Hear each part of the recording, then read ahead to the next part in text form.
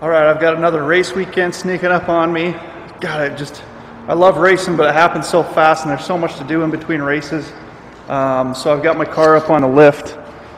I've got to get the wheels off. I'm going to change out my brake rotors, change the oil, check the fluids in the trans and the diff, make some adjustments to my sway bars because we're going on a different track than we were last time I was out. So just overall, go through the car, make sure everything seems good, shake it down, and get prepared for the weekend. All right, so in racing, the rotors start getting heat checked usually quicker than they start wearing out. I don't know if you can see it here, but you can kind of see some crosshatch checking going on and little cracks. And they'll last quite a long time that way, but you know, it's always better to replace them before they break than after. There are some race teams, I'm sure, that replace their rotors every time they replace their pads. That's probably the recommended way to do it, and what I should do. Probably keep the car a little bit better on pace. But if you're trying to race at a budget, then you run them for about half a season and then replace them. So it's pretty quick to get to the rotors. Just have to take the caliper off, undo the mounting hardware on the back side, slide it off, pull off the old rotor, throw the new one on, slide the caliper back on, and that's really it. So pretty quick, especially on a lift. All right, so about 15 minutes and I've got brand new rotors on both sides.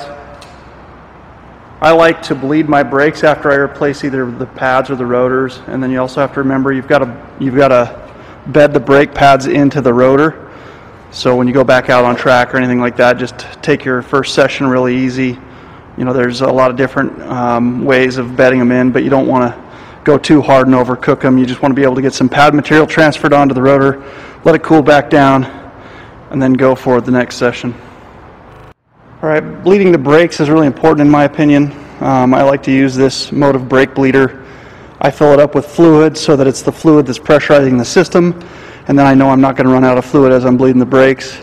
As well, having fluid in there eliminates air from pushing into the system, which I don't believe would really happen anyways, but it's nice to just do it with fluid inside here. I like to use Modal RBF 660. I used to use the SRF, Castrol SRF, but started having ABS pump issues, and I know pretty much everybody else that runs it has ABS pump issues, so I just went back to the Modal and I haven't had an issue.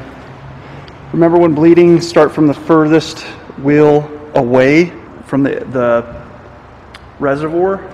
So go to the two rears, then go back over to the front right, and then go back over to the front left on the 350Z.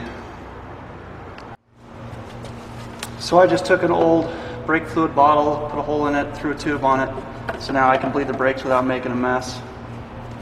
I pumped up the Motive to about 25 pounds, just bleed it for a little bit, get some of that old dirty fluid out, get some new fluid in, make sure any air comes out of the system, and you're good to go.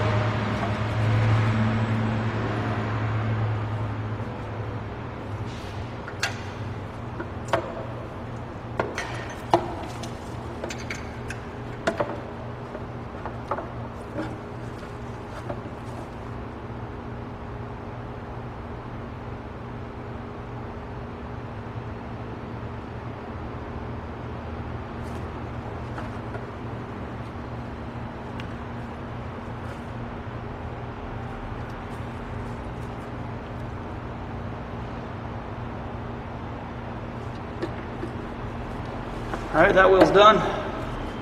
All right, so I got the brake rotors replaced, I got the brakes bled. So now I'm gonna move on to changing the oil. And I like to use Rotella T6. It's actually really not too expensive. It's probably one of the least expensive synthetic oils out there. It's a 540, which is excellent for racing. But overall, I've had a lot of luck with Rotella T6 and a lot of stuff, and I like it. All right, got the oil changed. Got the car ready for the race weekend. Figured we'd finish up with a cold startup.